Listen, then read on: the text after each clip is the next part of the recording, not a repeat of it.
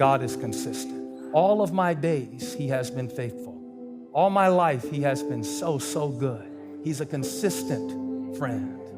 He's a friend that sticks closer than a brother. He knows how to celebrate your wins with you because he's consistent. He doesn't run out of energy. He doesn't get tired of carrying you. He is consistent, so consistent that he'll walk with you not only through the joys and the mountaintops of your life, but in the sorrows of your life. He's not ashamed to be associated with you. He's consistent. He's worthy of praise when your feelings are telling you that you're not worthy of his love. He's consistent. He's consistent.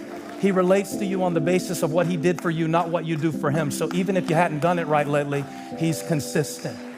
He's a good father. He's consistent. If your father wasn't a good father, he'll pick up where your father and your mother forsake you, then the Lord will take you up because he's consistent.